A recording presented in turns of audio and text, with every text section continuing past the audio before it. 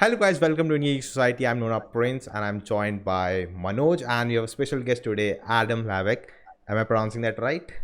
Wow, you'd nail it better than most Americans. So you get a +1 in my book. He was practicing it for like 30 minutes straight. No one ever gets it right. It's fine. It's Czech. It's not American. So I get that people are like, I don't understand how the H and the L work. I'm like, nah, I said the same thing. I'm used to it. And we'll just, if you don't know him, I'll just give an introduction. He's a YouTuber, he's a producer. He started as a VFX artist. Now he's a content creator and content producer. He's doing Heroes Reforged now with the other two homies, Actor Navarro and Agustin Rios, and I love that channel. And it's like I'm looking the stats, and it's like the fastest growing channel according to me. What I've seen, it's like already we are closing 50K, right? Yeah, I think we're at. I haven't checked in a couple days because I've been busy doing some stuff, but I think we're like at 49,500 or so. So we're pretty close. I am a little surprised that it jumped so fast, because when we started it, I thought by the end of the year maybe we'll have like 10,000. We got to 10,000, I think, in the first 5-7 days. So Yeah. that was kind of insane. Yeah, I think people love you, man. And yes, he loves Superman, and we'll be talking about him today. He loves collecting home media, collecting 4K, Yep. and he's very pissed that some companies are stopping it. We're gonna get into that, huh? Okay. Yeah, it's funny. Sometimes I think I underestimated how much media I have. I have a list that I keep track of everything, where I can scan the barcodes and it adds everything to a list. And because we were in the process of moving, I kind of stopped, but I was still getting stuff. Yeah, And I have around 500 different Blu-rays. And I know for collectors, like, that's not a lot. For some people, that's like a third of their collection. But it's kind of crazy to find something that can hold that much stuff. Like, mine is able to hold that much, but I already need another one because I'm going to run out of space in the next like week, because I just got Raya and the Last Dragon. I got, like 5 new things. I got Shrek, and I'm like, I don't know. Currently it's like perfectly spaced out, where I have one top shelf is all 3D, and then I have 3 shelves that are all 4K, and it fits perfectly from beginning to end. And now I have these new ones coming in. I'm like, I'm gonna have to start moving things over a little bit. Okay, so yeah, but I love That's my great. collection. Insane, man. That's insane. yeah. And also he loves talking about aspect ratios. That's true. Oh. So still waiting for that True. video. I know a lot of people have been asking about that video, and I still want to make it. Just the timing, because I know we have a lot of passionate people who always ask, like, can you make this video? And I'm like, yes, but I can't just turn the camera on and just record. You have to research, you have to make sure that you give people enough context and background. So you have to write some stuff, and you have to make sure that you cut. Aspect ratios are challenging, because you have to explain what it is without making it sound confusing to people. Sure. And it's always a tricky balance to try to figure out exactly how much you need to tell people and how much of it they can watch somewhere else, because there have been some great videos that talk about the history of aspect ratio. So I don't necessarily want to do a history of, but I think, in the case of Zack Snyder's Justice League, there was a lot of misinformation out there as to why it was in 4:3. So I thought, okay, how can I condense that into 6 minutes that people can watch, like, oh, I understand it. So I'll get there eventually. There will be more movies that come out, I'm sure, that'll have varying aspect ratios where I can play with that video. Yeah, definitely. Have you seen the Michels versus the Machines on Netflix, the Sony movie? Yes. Yeah, it was superb. It's great. I love it.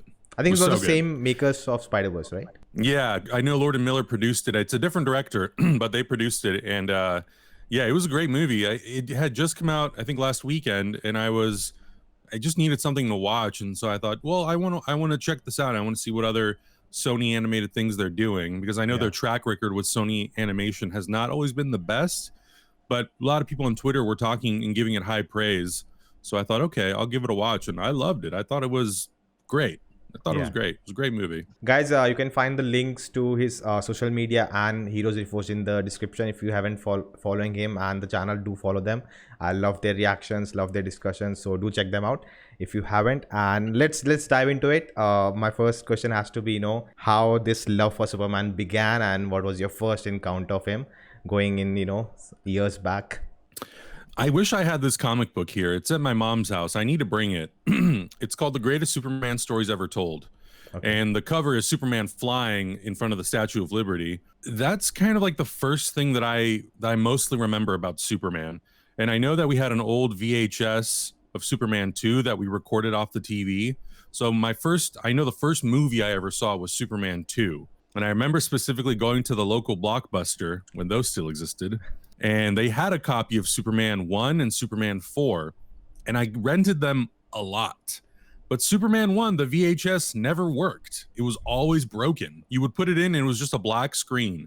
So I remember going back and I constantly tell them, are you going to get a new one? This one doesn't work. It's the only copy. And they never got it. It wasn't until I was, I think, maybe 10, 9, 8, something like that, when I actually saw the first movie all the way through. But I've been a Superman fan since, 3, probably 3. And I remember catching pieces of the first movie on TV for Christmas one year, but I don't really remember it. I remember fragments of watching it, but I think it was just the look of the character, the blue costume with the red cape. I always found fascinating. And then just because of the culture that we lived in, and because it was very close to the 50th anniversary, I think at that point, Superman was pretty popular. All the comic books were coming out. We were just on the verge of the death of Superman coming out in the comic books. And I remember him being a very prominent pop culture figure that you always saw. So that was really it. I remember I had a Superman cape that I would fly around in. So I think it was that comic book was mostly the first thing that I really remember.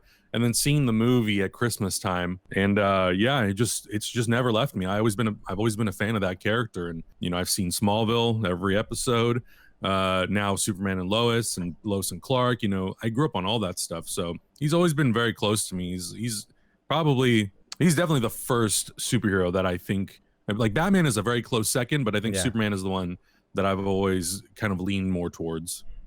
Yeah, definitely. Manoj, you have seen somewhat of Smallville, right? I've seen a few episodes here and there. I kind of started watching it, I think, after it all aired. So I kept watching a few episodes here and there. And I'm like, when does he wear the Superman suit? No flights, no tights. That was the tagline of that show, which was I was fine with it. And for that show, I think I preferred the first 5 seasons the most. And then when it tried to be a Superman show without Superman and go to Metropolis, I was like, not that into it. I liked it when it was Smallville, and they should have just ended it, and he should have just gone off to become Superman. But true. I mean, they had him wear the blue jacket and the red, Superman. Yeah. He always had the blue plaid with the red jacket. I'm like, oh my God, just give him a cape already. Yeah. But the theme song was iconic.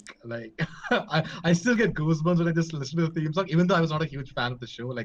But I think my first memory of Superman would actually not be the comics. It would actually be the Justice League animated series. Yeah, back then. Same, yeah.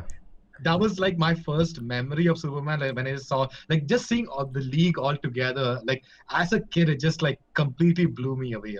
It fascinated me so much, just seeing this team of superpower beings and just having Superman lead this team. And that's sort of my first memory of Superman. But in terms of the cinematic interpretation, it was actually the Brandon Routh Superman, which I know not a lot of people hold in good regard. But I still remember, I think it released in 2006. I was just 8 years old, and my dad actually took me to the theater to watch that film. So just that sort of whole experience of watching Superman fly. I still remember the scene where he saves the plane. That's etched in my memory forever. So for me, that is sort of my first memory of Superman. That sort of that feeling of hopefulness that he sort of brought to the screen without actually saying it. That's sort of my memory of Superman that I have. I think in India, Superman is, I think, the widely popular character. And I think people don't even know he's a character. It's like any superhuman being is referred as Superman. And all the characteristics he has, we have seen it in our mythology also. And I think that's why people relate to him more. A good guy, a savior of the truth. always stands for the right things. And I think he's so popular. And again, animated show, then the Superman Returns, and I think in that after that I saw Superman 1 with Christopher Reeves. Christopher Reeve. And I think that's how I fell in love with him, loved him, idealized him, want to be the perfect human I can be.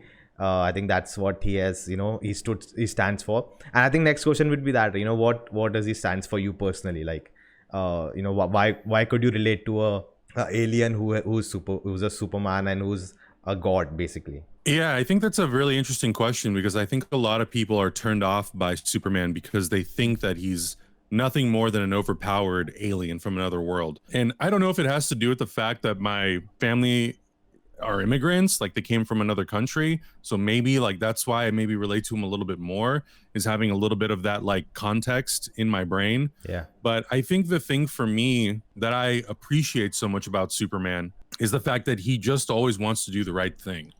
And I know we live in a very cynical world where people say like, well, that's not realistic. You can't always want to do the right thing. I'm like, yeah, but shouldn't we? Yeah. Shouldn't we always want to do the right thing?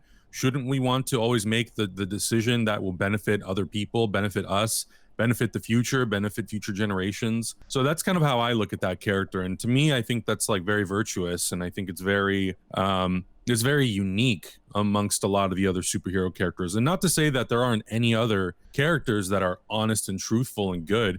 I think Captain America is another example of a character who has a lot of the same values of Superman.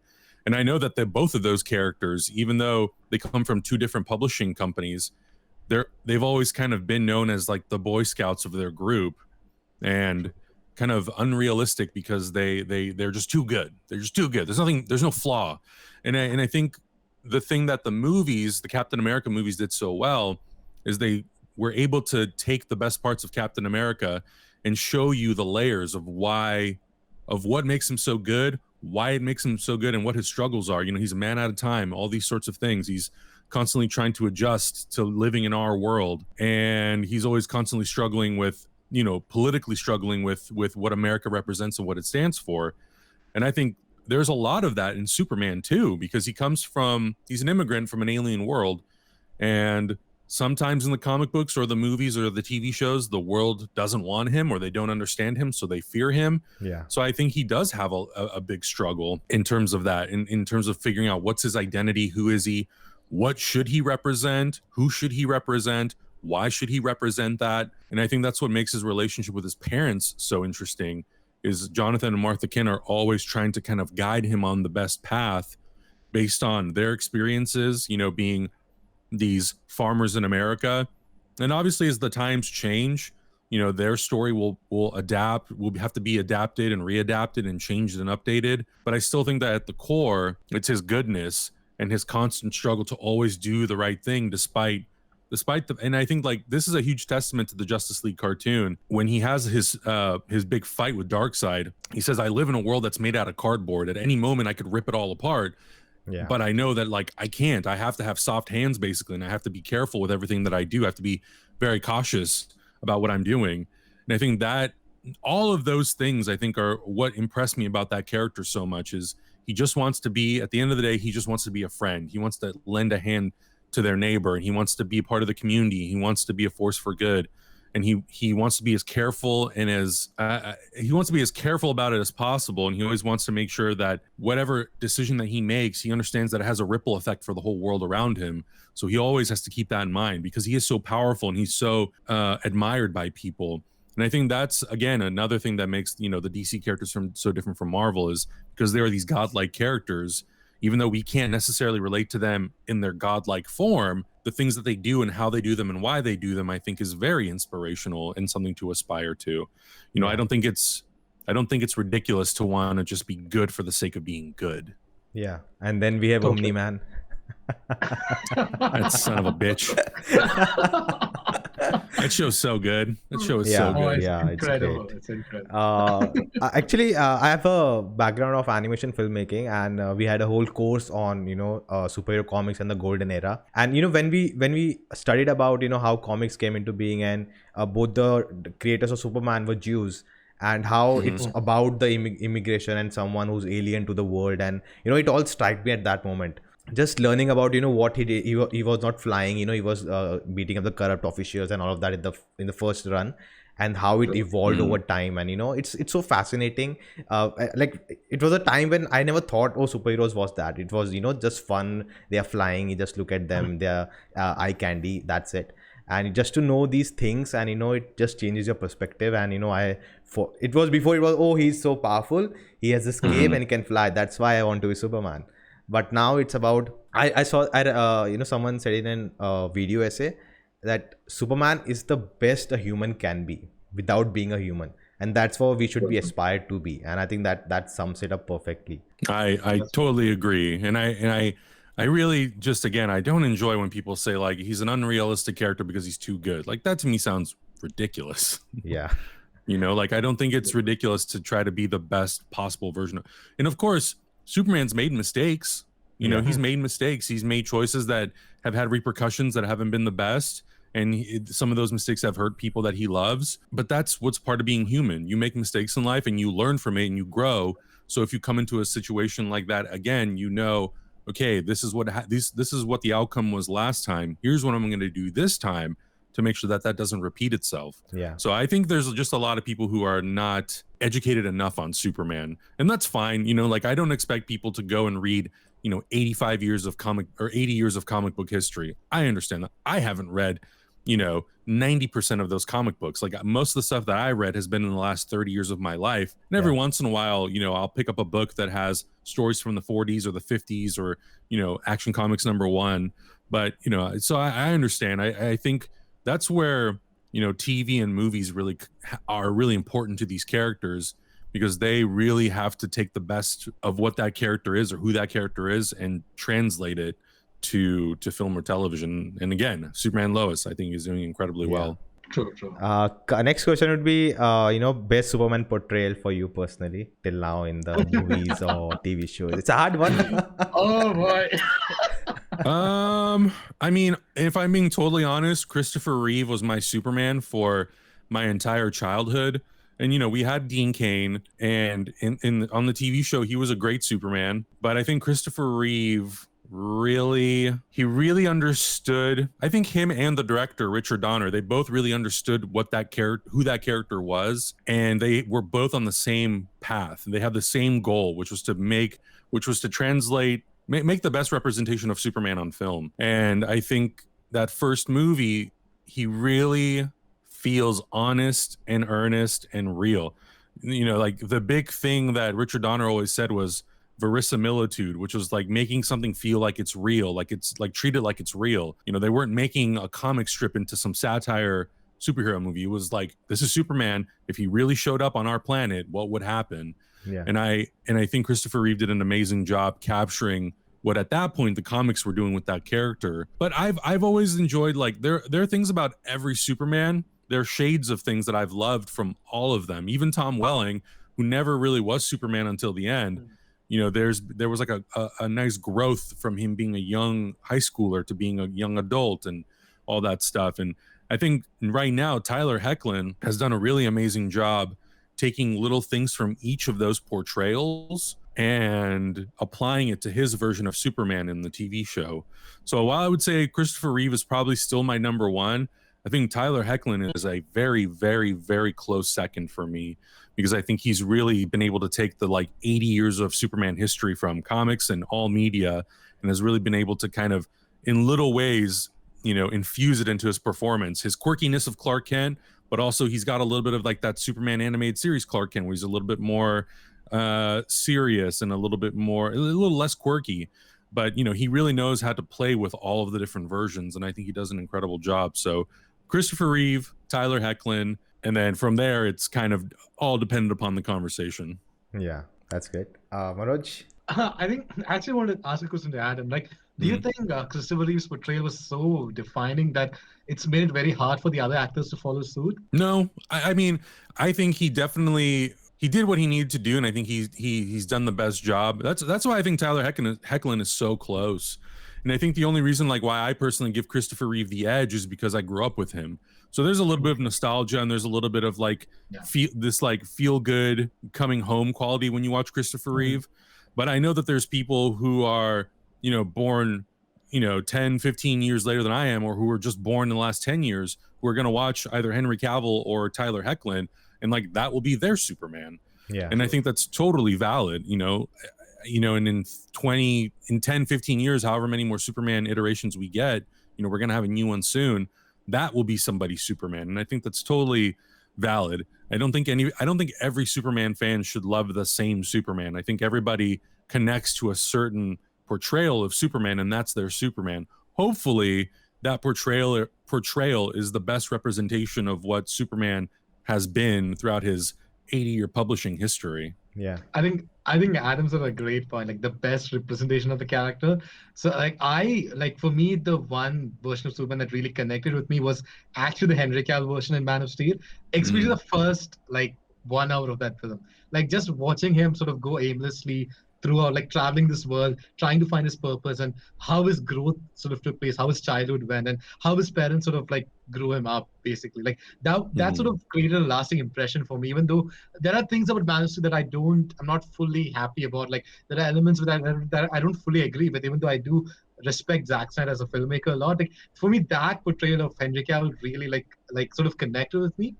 But I think, as you said, like Tyler Hoechlin, with what he has done in these 5 episodes of Superman, it's like Superman in his prime, but still being human.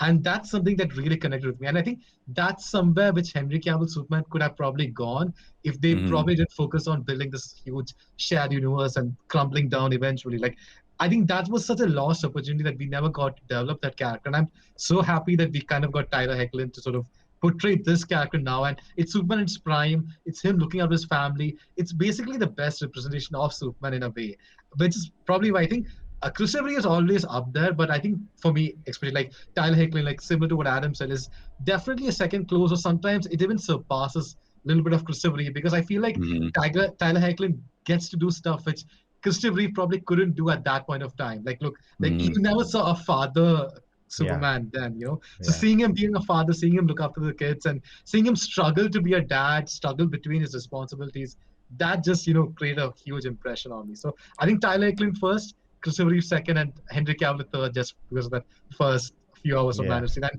even a little bit of Zack Snyder's Justice League, which I really like, those few scenes. Cool. Yeah, and I think the other thing I love about the Superman and Lois show is, growing up I watched Smallville, and when I was that age, 15, when that show started, you relate to Clark Kent because you're also going through transformations in your life, relationships, your body's changing, all these things. And now it's very interesting. Even though I don't have kids, now it's kind of the reverse, where Superman and Lois is kind of Smallville from the perspective of Jonathan and Martha Kent in some sense. But you relate with Superman now because you're older and you have more responsibility and financial things. And even though, again, I don't have kids, but it's still the pressures of like balancing work and family and, all these things. So it's a really interesting show. And I agree. I think because he's been given that opportunity to be a Superman where he didn't have kids and then now he does, it's actually given him the most out of any Superman that we've seen in live action, which I think is very cool. Yeah. I think for me too, for a long time, I was a Man of Steel fan because I think it also came at the time, it was very relevant to the time that, people are confused. We don't know what's happening. And to see Superman going through that, we can relate to him. And I think that's what, touch you. But I think as I saw Superman and Lois, and then for Zack Snyder's Justice League, I went back and watched Man of Steel and BVS. I was like, oh, Henry Cavill never actually became Superman. He was just on the path and he died, and then all of that. And then when I see Tyler Hoechlin, I'm like, this is Superman. This is everything Superman is. The way he's balancing his life, his wife, his kids, his home cancers and Metropolis, and saving the world, and he's just trying to do the best he can. And I think one more thing we talked about previously, that people say, oh, he's Superman, he has superpowers, so it doesn't matter. If I had superpowers, I also do something. But that's not true. He has all these powers, but he is choosing every day to go out and save people. We don't have superpowers, but we have a lot of things in our life. We have privilege, but how much we are doing for people who are underprivileged, we also have that choice, but we are not doing it, right? But Superman is doing it. He's going out every day. He knows he can either save one person or the other person, but he's still choosing to at least save one. And I think that's what makes him Superman. You know, it's not very simple that, oh, he has powers, that's why he's doing it. And I think I just love that. And very well said. It's just amazing. Okay, getting to the show now. Before that, just your quick thoughts on the CW verse. I know you haven't able to follow it a lot because I'm like, you don't have to take it from me. I mean, I think the CW universe I think it's really cool. And I've always been of the opinion that I think that they would see more success from it if they made their seasons shorter. Yeah. So instead of having 22 to 24 episodes, make it like, I don't know. Well, I mean, Superman and Lois is 13 episodes. So if you could do between, 10 and 12 episodes and you just rotate the shows every like quarter or something, or every 2 seasons, then I think it would be amazing and I would be able to keep up with it. But the fact that it's 24 episodes in a season and there's now 7 seasons of certain shows like The Flash, I'm like, I can't keep up with this. But I do think that it was a really ambitious plan. Yeah. And I do think that to a lot of their credit, it's worked out for them really, really well. And I know people say like, oh, Arrow's a very uneven show. I've watched later seasons of it and I thought it was pretty good. And I think it was really cool that the Green Arrow, a character who's really kind of like C-list, if we're being honest, that he was able to birth this whole TV universe that we have Flash, Supergirl, The Legends, John Constantine, who now is like back on the CW in Legends of Tomorrow. And we've been able to have Brandon Routh come back and play Superman. We've had Kevin Conroy come on to be Batman. Like, that's really damn cool. So I think even though it's kind of been always, we had Ezra Miller cameo as the Flash. So even though it's been a little uneven and it's been hit and miss, I think it's really cool that they just took a shot at it, because no one else at Warner Brothers seems to be really like invested in just moving forward and constantly being like, whatever happens, we're just moving forward. We're going to keep doing it and we're going to keep trying and we're going to get better and better and better. I mean, if they wouldn't have done that, we would have never seen Superman in the CW universe. We would have never had this show and we wouldn't even be talking about it. So I think a lot of credit to them on the TV side for just saying, we're going to go forward with this plan. Every year we'll evaluate and see how it goes and we'll just keep making it better and better and better. And I think they've gotten better. And I think if these shows, who knows how much longer Flash will last, but if we get to a point where a lot of these CW shows just not move over to HBO Max exclusively, but they're more made like Superman and Lois, where they really take their time, they make really good stories, and the visual quality is much more cinematic like it is on Superman and Lois, then I think that they could do amazing things. And Supergirl's unfortunately ending, which is a bummer, but I think like whatever future superheroes they spin off, like they're doing Naomi, it would be awesome if eventually Naomi got to be a part of this universe and got to play with some of these characters, even though it's a fairly new comic book and fairly new character. But I think if they keep going down this path where they can do these HBO Max styled shows, then I think based on Superman and Lois alone, it's a really good investment for them. And I think cutting down the seasons and making them half as long and taking that budget and still using that same amount of money, but putting into 10 episodes, I think we could just have better cohesive stories. Because I mean, The Flash for me has kind of become repetitive. Yeah. I know that there's been some standout episodes and a few standout seasons, but since season one to me was like, wow, we really did something unique and different with this character. Yeah. And then season 2, I was like, I'm still in because it's new, so I don't know what to expect. And then once we got to season 3 and 4, I was like, okay, it's starting to feel a little bit the same. It's starting to feel like regular TV. And in the meantime, you have all these other networks like AMC, they're making Breaking Bad and all these like really ambitious television shows. I'm like, oh, I want that for my superheroes. Yeah. So, but I think we're at that point now between Disney Plus and HBO Max where that's all possible for these characters. And I think that's really exciting. Yeah, I remember you posted a clip of yourself after watching the season 1 finale of Flash. And it was so emotional and oh man, so good. Yeah, it was so good. I think one of the best finale. Yeah, and I got into watching American TV shows particularly through Flash and Arrow. So they all, Flash always have that. I still watch it and I still get so disappointed. And I don't really blame them because they have to follow the schedules, the network thing, and all the. They're stuck. It's so much. Yeah, it's really like small stuck. budgets also. Yeah, so it's also. They have to do 20 episodes and it just feels bad. And I'm so happy that Superman Lois happened with HBO Max, and hopefully we can get out of it and we can get better stories from our characters. I'm really looking forward to that. Manoj, you want to add something? No, I think Adam summarized all of my thoughts. Great. If I'm talking too much, just tell me. No. We are loving this. Okay, Yeah. coming to the show, I think first one thing I want to talk about is that I love that this show is more of a family drama instead of a superhero show, and I think that's why it stands out for me. What do you guys think? Agreed. 100%.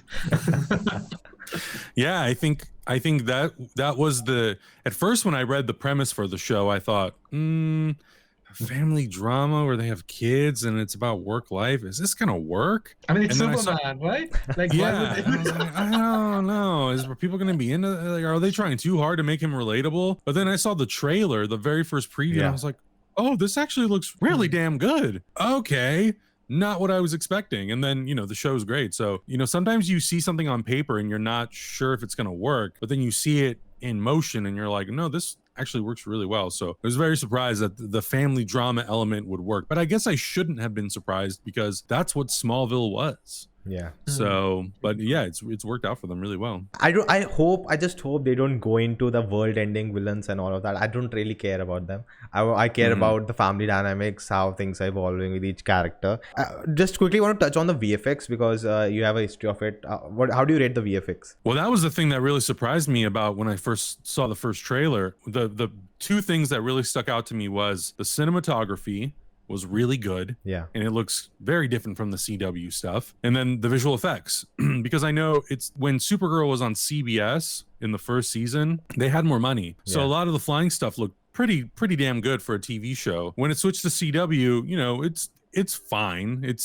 Like I understand that it's a TV show budget and they have 24 episodes and they only have so much money they can put it. So I get it. But seeing him fly in the trailer and then eventually in the show, I was like, this is very well done. Yeah. Like this is like almost, movie called? if you were to watch Man of Steel and Superman and Lois side by side, the flying looks almost identical. And Yeah. that of course is like how old is that movie now? 8 years old? Yeah. It's an 8-year-old movie. Yeah. Jesus, that's crazy. But even so, you put those side by side and like a lot of the flying stuff looks pretty on point, So I think we're at that point now where we can make Superman fly on TV, and if we have the right budget and we have the time to do it, then we can make it look really good. So I've been really happy with the visual effects. There's sometimes some things here and there that I'm like, it's okay. But for the most part, it's been really, really well done. And I think a big thing is that's something that I think a lot of these science fiction fantasy shows are really starting to nail is interactive lighting. So instead of, adding fake lighting in post-production to make it seem like, oh, the sun's over here, so we have to paint in fake light. When you add all that stuff practically on the set, and I think Mandalorian taught people a lot about that, it really changes the dynamic and it makes it feel that much more real. Like the fight that he has in space, I think it's the first episode with Zod, or with Luthor above the Earth. Yeah. It looks amazing. And I know it's space, so you can kind of like hide a lot of this, but it looks really well done. And I think that if they keep that up, then it's going to continue looking like a really, really, really good show. And they seem to do a lot of stuff practically, which I think that always helps. When you can do a lot of stuff practically and then enhance it with CG, then I think that's always the better route to go than to just create something 100% CG, unless it's physically impossible to do it in real life. I think while watching, we both have noticed that that they try to play very smart. So whenever he's taking off, they take the camera very far away. So you just see him. Poof, They gone. use it smartly. Like it reminds me a little bit of season 1 of The Flash, where a lot of the running shots, like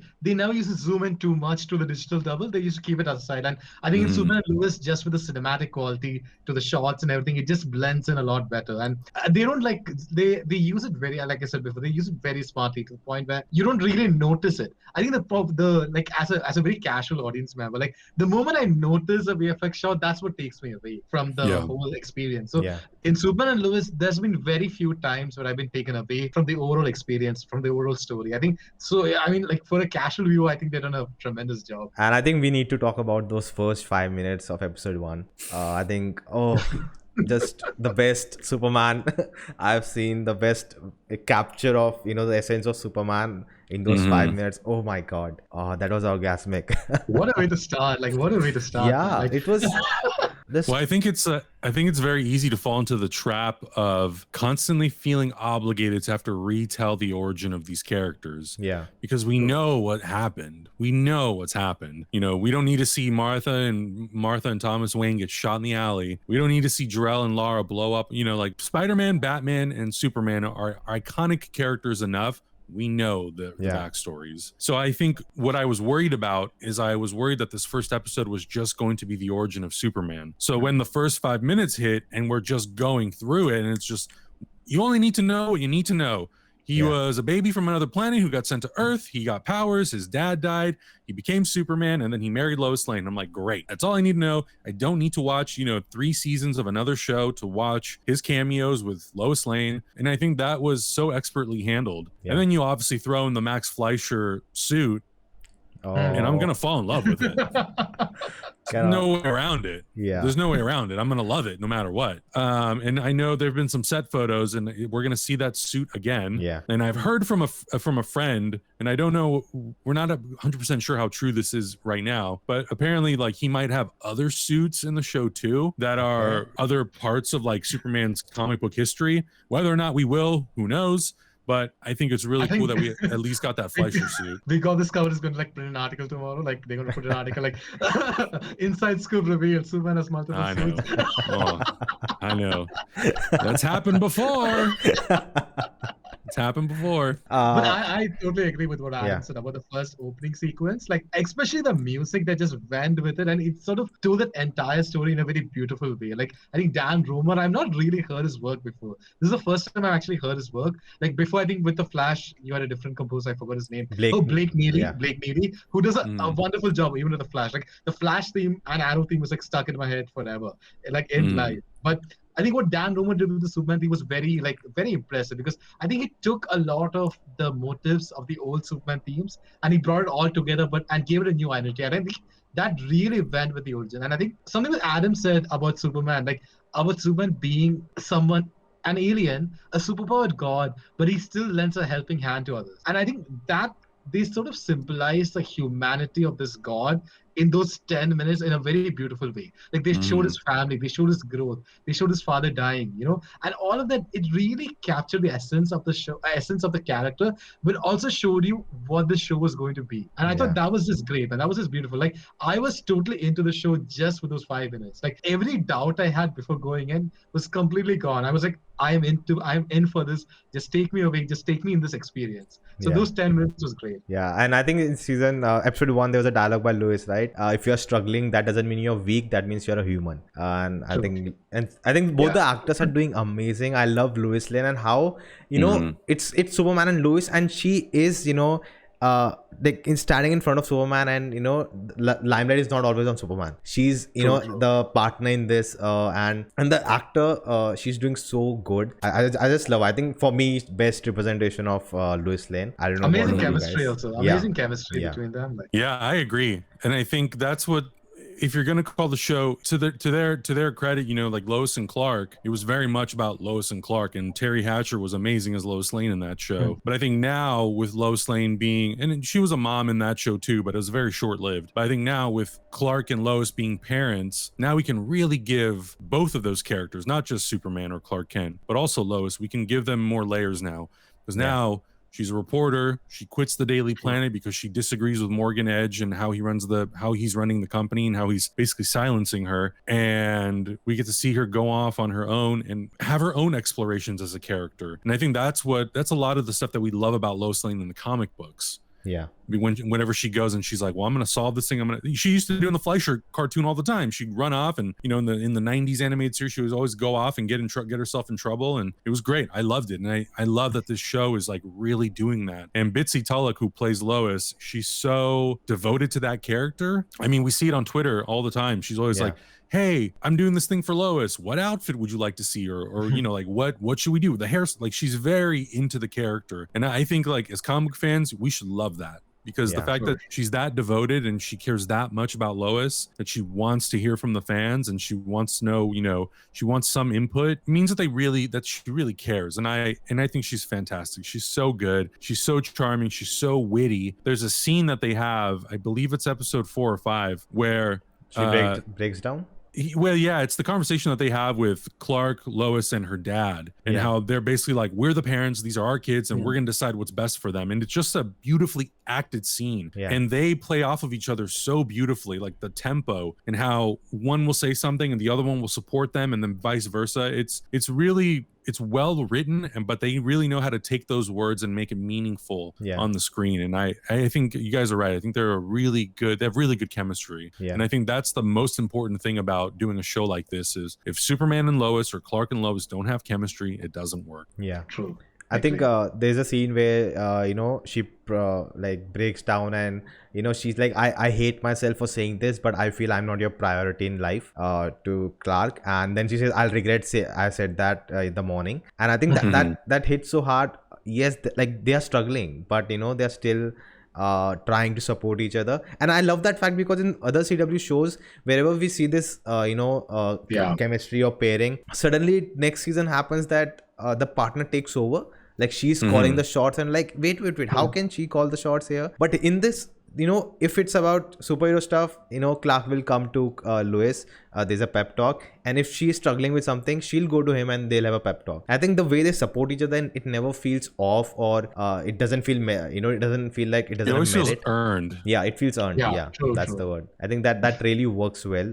It's a mature relationship, Yeah, and I think that's really important to have that with characters like Superman and Lois, because I think, again, if people are looking up to these characters, and especially Superman, you want him to be the best possible version of what it is to be human in every regard, not just in saving people, but also in his relationships and how he treats his relationships and how he treats somebody like Lois, the love of his life. I think that's very important to represent that well on screen. So when kids see it, young adults see it, it influences them in the right way. Yeah. Okay. Coming to Clark Kent, Superman. I think one thing I need to talk to you, Adam, particularly. I think we talked about how it was the last fifth episode where we see he moved out of Kansas, his hometown, to do something, achieve something bigger in life, and that struggle he had, and now he regrets that. We were thinking about it's for Indian culture. It's we stay with our parents. That's like we consider our duty. We have to live with them, and it's looked down upon if don't live with your parents or move out.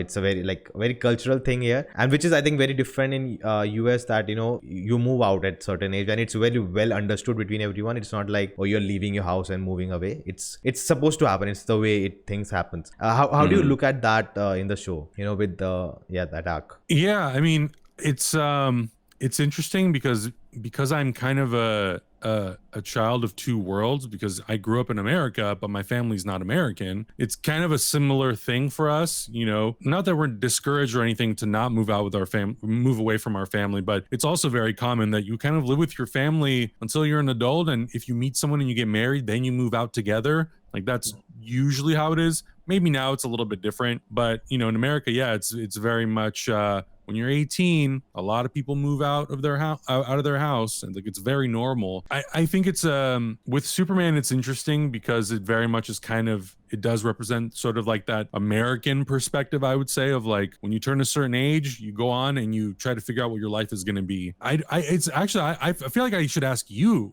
guys, how do you look at that when you see that? Is that something that you see and you're like, I want to go do that? Or do you see that and you're like, wow, that's so different and it's so foreign? And like, how do you relate to that? Because for me, it's kind of like, it's kind of business as usual to go off. And I mean, I moved out when I was 20. How old was I? 22, 23, and I moved to LA. And at that point, like I already felt old still living at home at 23. When I look back on it now, I'm like, that's not that old. That's pretty young. Like I think at the time I made a big deal about it, but you do get a chance to like really learn a lot about yourself, and I think that's the journey that Superman goes on. But I'd love to know from your guys' perspective and your culture, when you see something like that and you see a character who goes off when they're 18 years old and they just disappear into the world to find themselves, what sort of emotions does that bring to you, or how do you look at that? I actually I very recently had moved out of home, but I did come back because of the COVID pandemic. But I think when I sort of moved out for college, I had very similar feelings to what Clark felt in that sort of that scene, but that's why it touched me so much, because that interaction that Clark has with his mom, where you have to move out to find yourself, but there's a part of home that you don't want to leave. that you'll Yeah, always stay course. attached to. And I think that sort of dilemma that he has, that sort of emotion that you feel, that's something that you can't even describe because it depends on you as a person, I think. But after all, like even your parents want you to do that because even they want you to find yourself in the world. They don't want you to still stay at home and not get an identity for yourself. I think moving out, maybe not for everyone, but for many people, moving out is very important in just that self-discovery of themselves. Because a lot of things when you're at home, you don't realize about yourself because you're kind of dependent. You don't think about the world in that way. But when you move out, the world seems much bigger. It yeah. seems much larger. There's so much other things in this world out there. So I think for me, it was a really mixed reaction because I could really understand what Clark was going through at that time. But I also thought that it was important for him and even for me to move out at that point of time. I would take my father's example because because in India, we live idealizing, oh, we have to live in a big family with everyone around, all uncles, aunts, grandfathers all together, and he always wanted that. But my grandfather forced him to go out and work. He doesn't because I come from agriculture, again very similar to Superman. He always wanted to do that, but my grandfather forced him go out, work, do a job. It's like Krypton, what happened then. So Yeah, you can say that. And he spent almost 37 years working outside. We only go once a year now, and he regrets doing this. He regrets that he couldn't spend time with his own family. We lost people in through the years. And when I look at that, I also see this: the older generation have a connection to a place because they grew up there. And I used to have that, but I don't now because our lives have changed so much. Our life, we are spending more time on the internet, and not at a particular place, so there's no connection. So I feel free. I don't think like, oh, I have to go back there. I'm okay where I am, and I see he has that connection. I think that's what what Clark is going through, that he has this connection but his kids don't, because their life is very different. What they want to do, they need Wi-Fi, and I don't know, like Kansas has good Wi-Fi, but a village in India will not have that good Wi-Fi because I need it. I'm surprised that this chat is still going on, like considering my Wi-Fi. No, that's great. But that's how I related to that episode particularly, because it's so, because also again I'll send you that meme, Adam, on the Discord or somewhere. But there's a meme of Omni-Man beating the crap out of Invincible, and the caption is that Indian fathers beating their kids because they want to do something else in their career.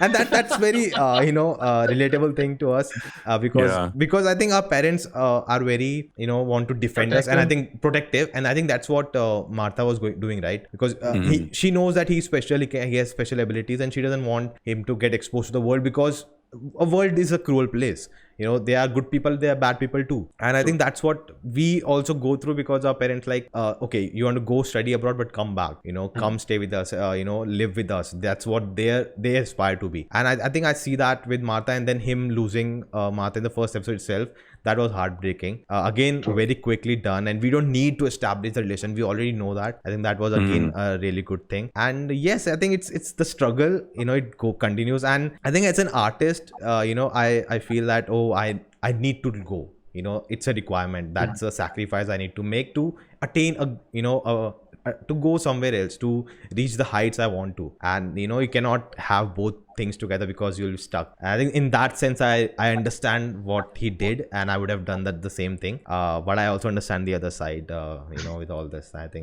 think again, that episode touched me with that.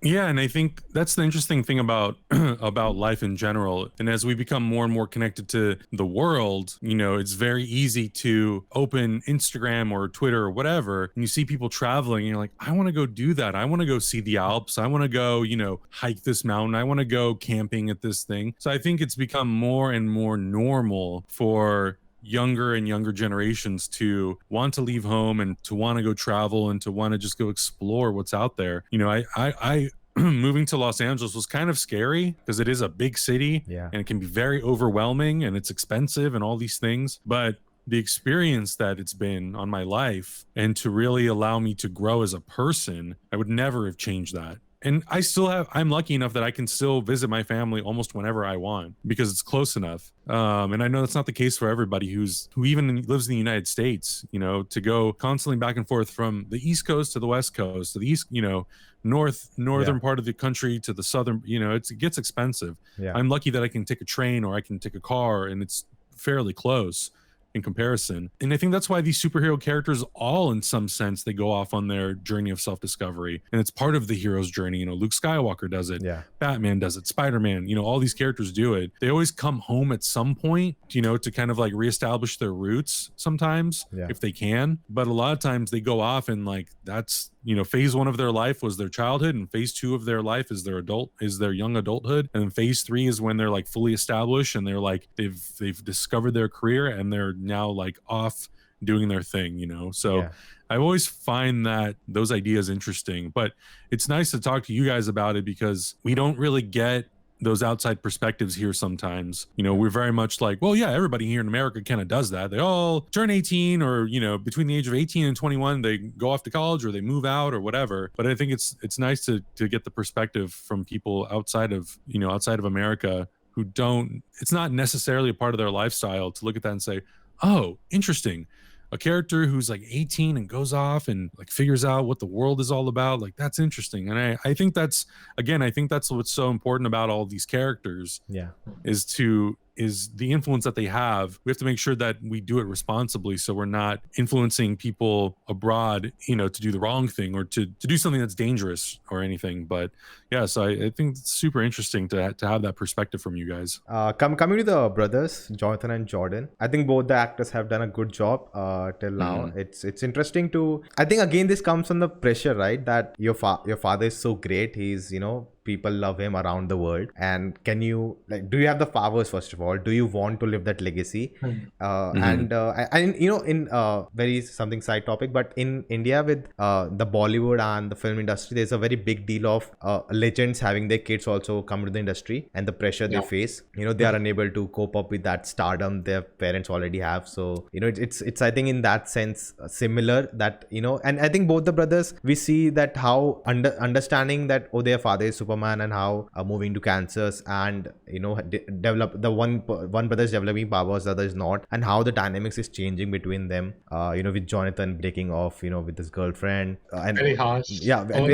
Whereas other brother is finding love, finding a better place to live with the anxiety issues he has. I think that's very interesting dynamic between them. I love those brothers. Yeah, because I think it could have been very easy to write those brothers as brothers who did not like each other. Yeah, true. And it could have been a shortcut to be like, oh, we can establish that there's tension between them, and then one gets powers and it's more tension. But I love that it didn't do that because I think that's a very easy, kind of typical way of doing things. I like that they're two brothers who really support each other. That doesn't mean they have a perfect relationship. We've seen Jordan and Jonathan have moments where there's a little bit of jealousy, there's a little bit of tension between them, but that's normal. I have a brother, and even though we're quite a few years apart, we had moments when we were younger kids where we would have like tension between each other, but for 99% of the time we're very supportive of each other. And I think if you want that relationship to be believable, unless, and this is also normal sometimes, is that siblings don't have good relationships, they don't get along. But I do appreciate that this show for the time being at least has established they're brothers who really care about each other, they support each other, they're both struggling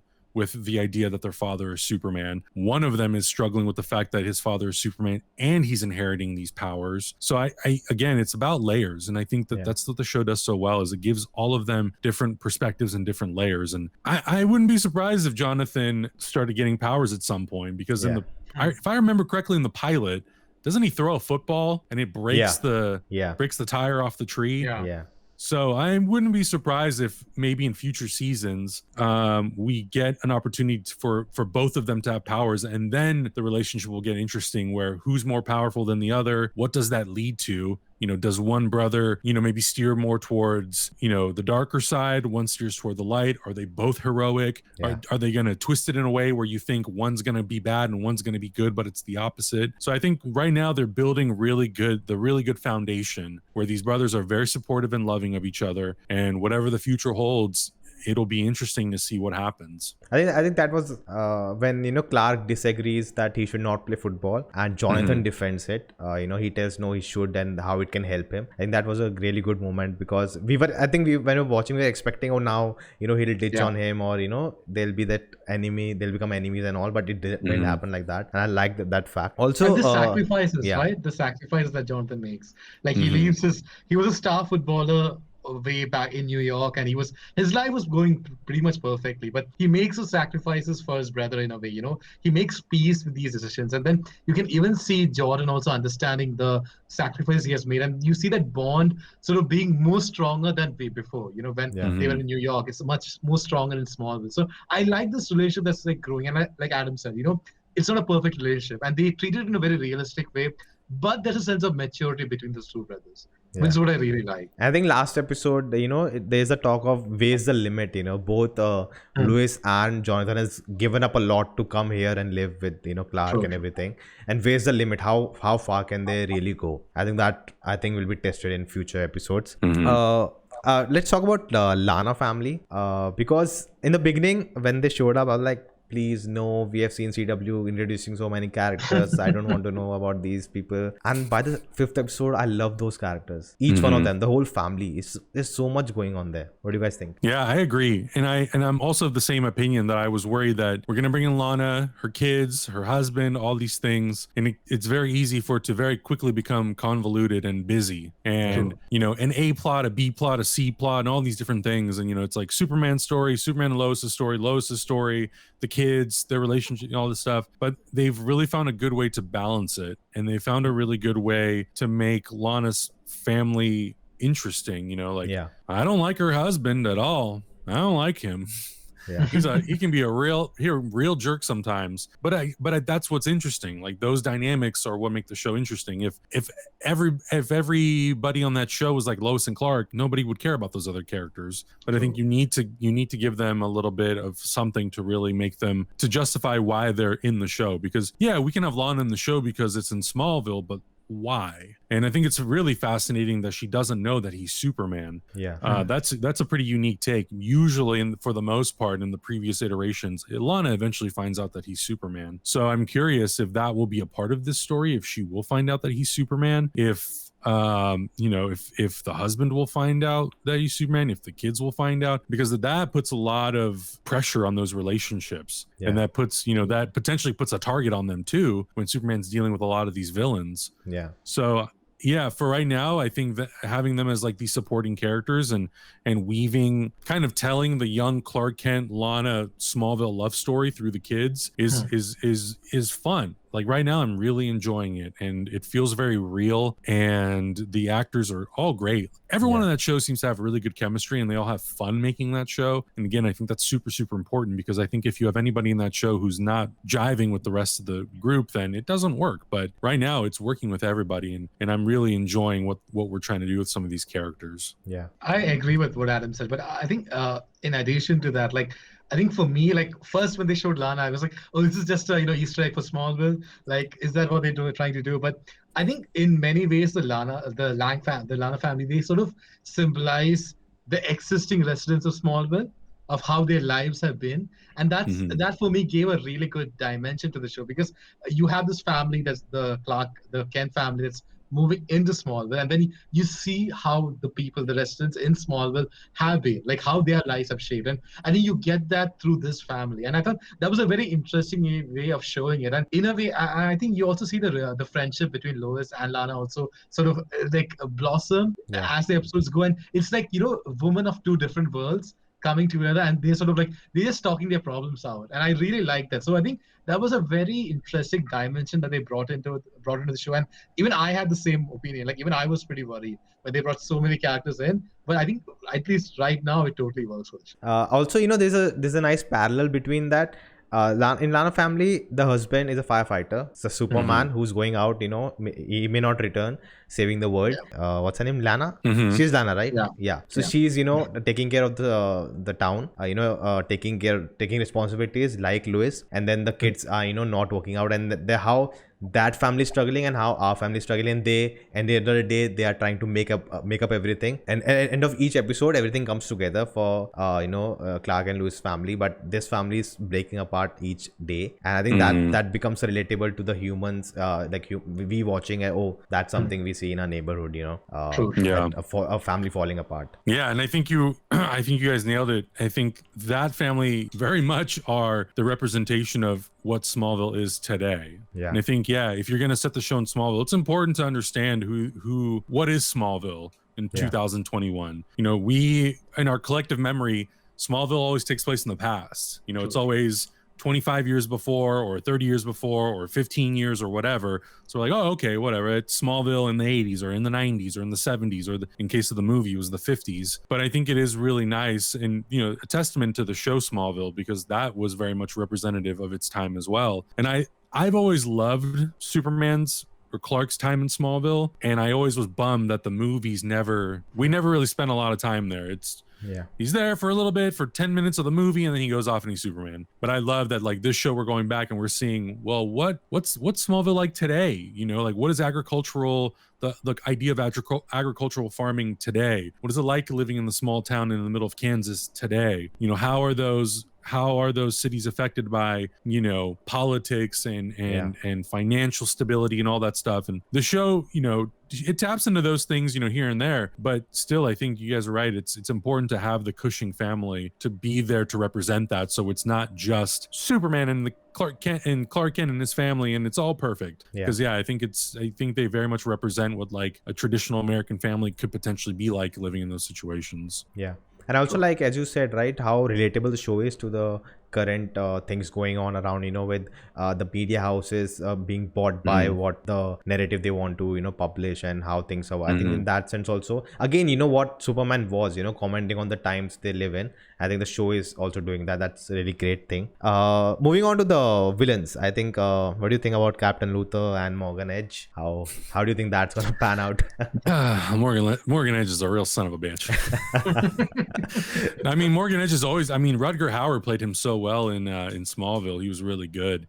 But Morgan Edge is a cool character because I think he doesn't get explored that much on television or movies. And I think every time we bring him in, you can always do something new with him. And he's always going to be that business tycoon who's not at the level of a Lex Luthor, who's this also like mad scientist, inventor, Jeff Bezos type of guy. But he's going to be, but he is that tycoon, that businessman, a little bit of a shady guy who does very questionable things. So I'm excited to see kind of where he seems to be kind of on the hunt for whatever this kryptonite is, this like super soldier potential kryptonite, or kryptonite to weaken Superman, or whatever he's mining there, and what he wants to do with it and what he wants to do with Smallville itself as a town will be interesting.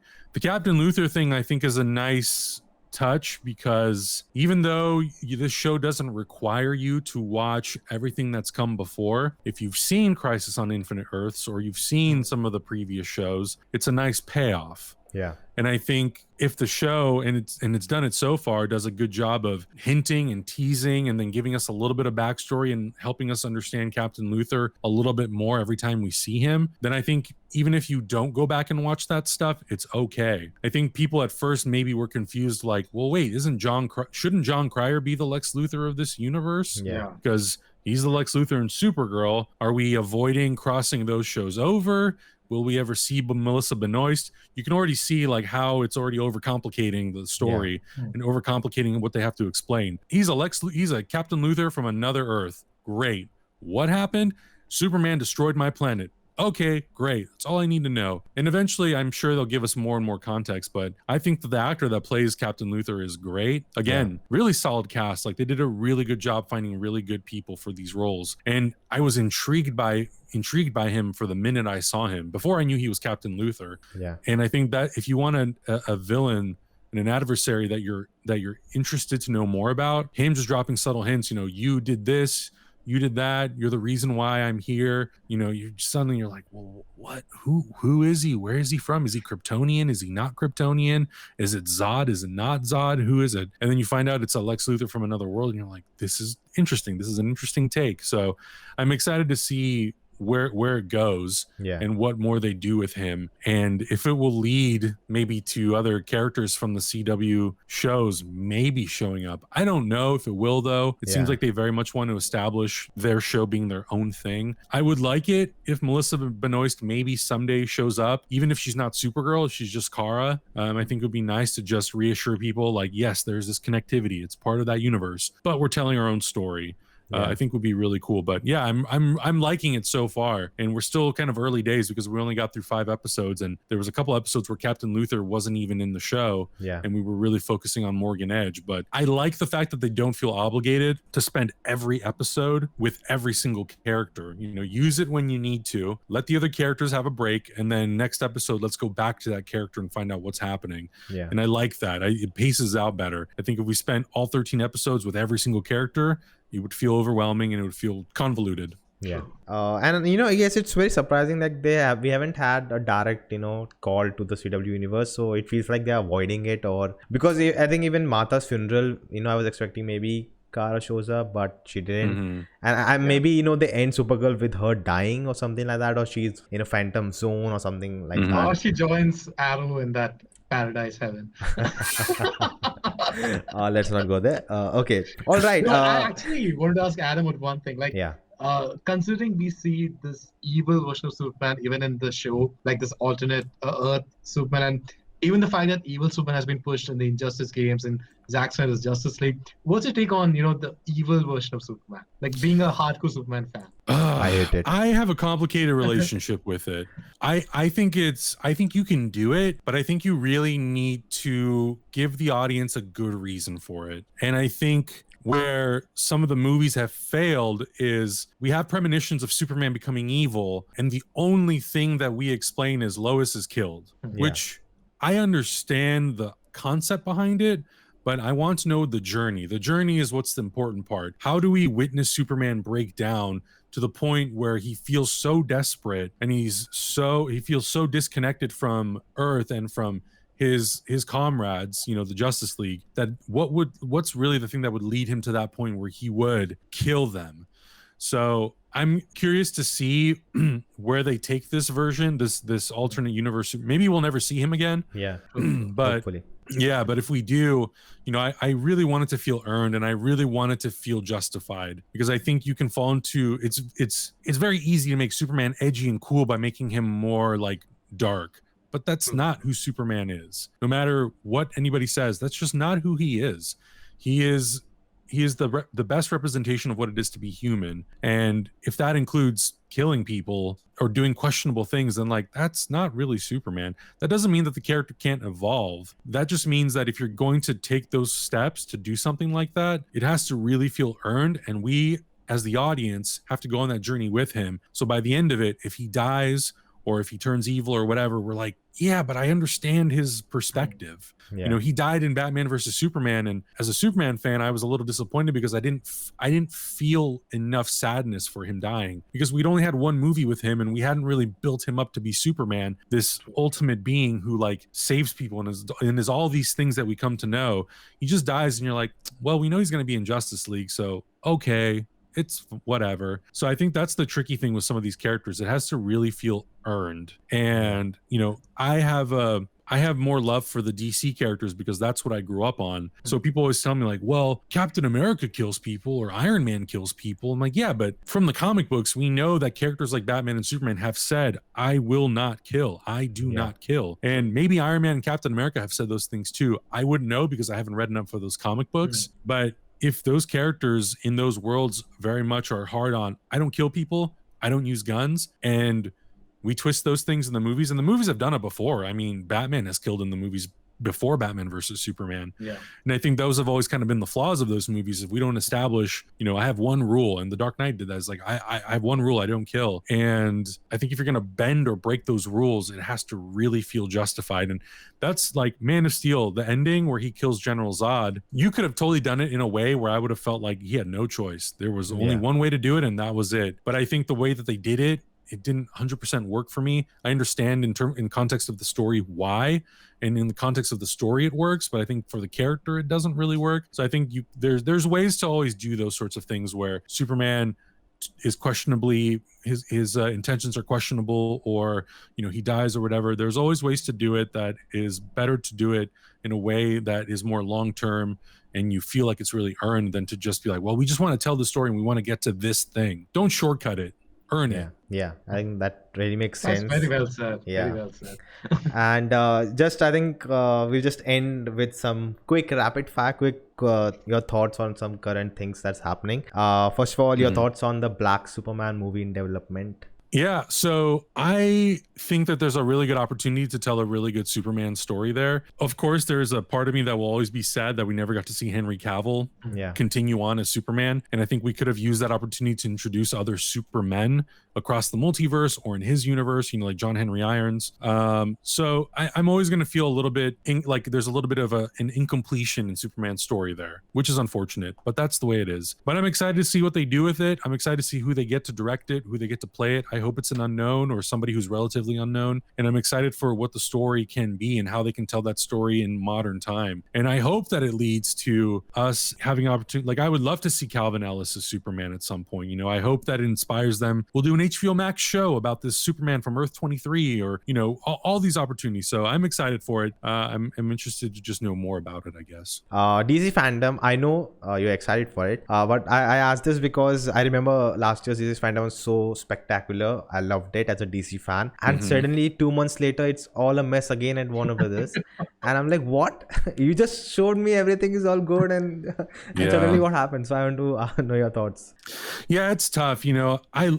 DC fandom was amazing. I loved it so much. And I think because everybody had to adapt to the pandemic, they really made the good decision to put on that event. And I think it really showcased what they can do as a company if they really invest into those characters and that brand. And that's always kind of what's disappointed me. They've never fully trusted those characters to carry them to success. And I think that is another thing that I think Marvel has really been able to do well. They trust the characters, they trust the filmmakers, they trust the storytelling, and they trust themselves, that even though if they make a misstep, Incredible Hulk, Thor: The Dark World, some of those other movies, they keep moving forward. They don't go backwards. They'll change. They'll definitely make adjustments and change things. But I do think that DC fandom is a really great opportunity for DC to come out and say, like, here's what we're doing, here's our plan. And it does suck that months later we find out like there's drama behind the scenes, or we're not making New Gods, or we're not doing this, and it's like, oh my god, they really need a team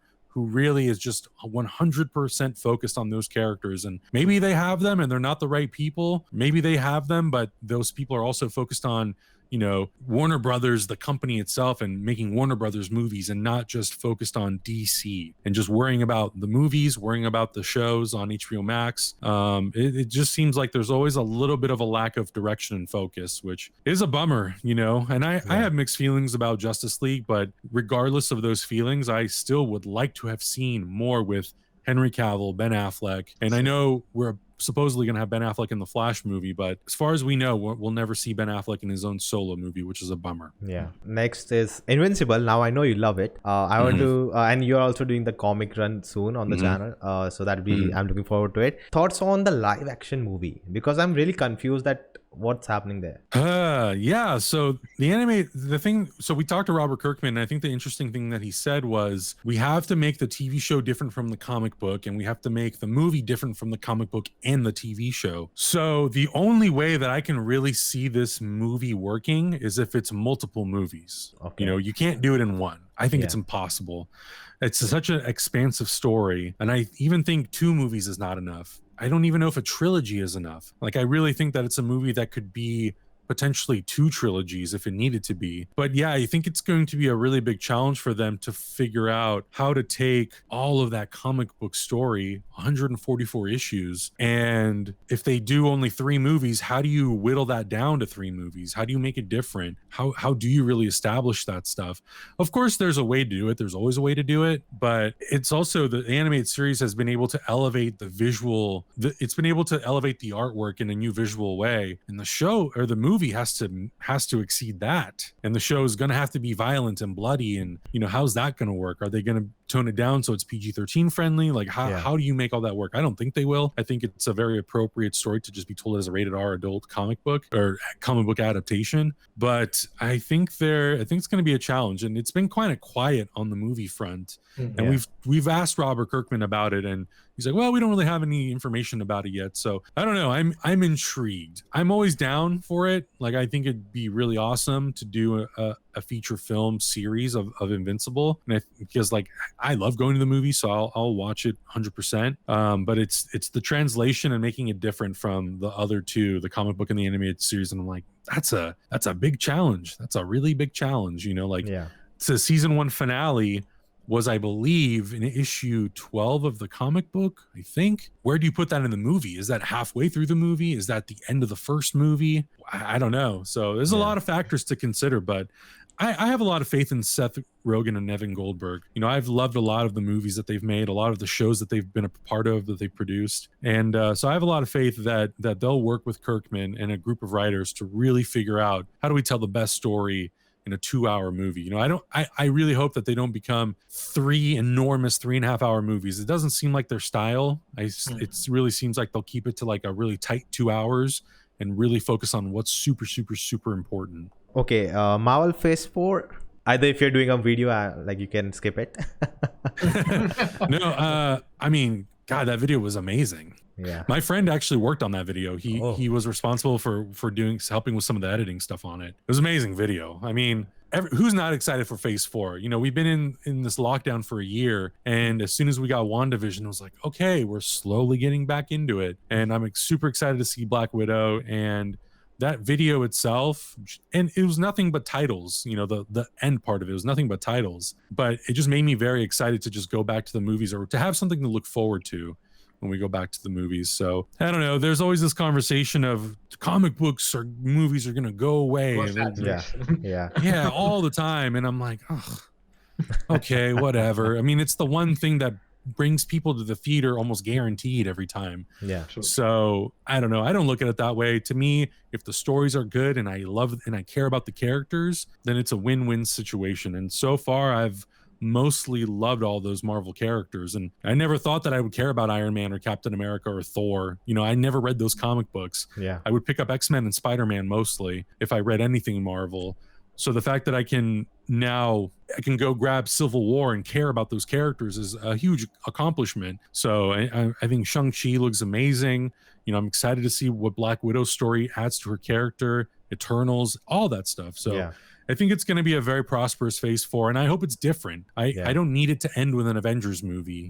I'm okay with them mixing it up and doing something else. If the last movie in Phase 4 is Fantastic Four, awesome. Let's go into Phase 5 with Blade and X-Men, and So I think it'll be a fun journey. And I know for some people they might be disappointed that like the 5th movie in the series is not an Avengers movie, but I'm like, yeah, but we can't just keep repeating the same formula because that gets stale and boring. You got to mix it up. So they're doing a lot of team up movies in this phase. Yeah. So I think that will be super interesting, and I'm looking forward to that. And also, I think they're differentiating with the style of filmmaking. Like each film is a different genre altogether. Yeah. I think that will also freshen up everything. That'd be cool. I mean, there was always a subgenre, like even like Ant-Man heist film stuff. Like that. But I think still really, they had they're this really leaning in. sense of it's a Marvel film at the end of the day. True.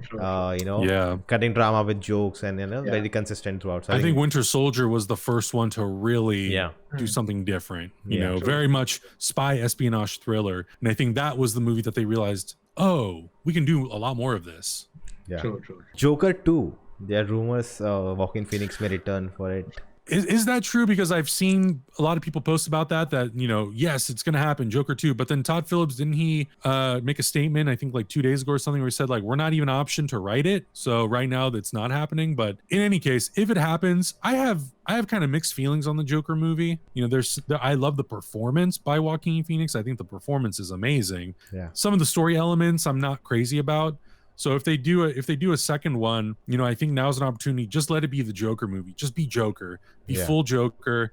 Don't even worry about Batman. I don't want it to get overcomplicated like that. I prefer to just focus on Joker and let's really understand how he works in this world. And if you want to introduce some other villains, or if it's like Joker versus the Gotham Police Department, totally cool. So yeah, I would be interested. I think I just want to know more about the story, but I love Joaquin Phoenix. I think he's such a good actor and he was so good in that movie. So if we get a chance to see him again, I'll definitely watch it.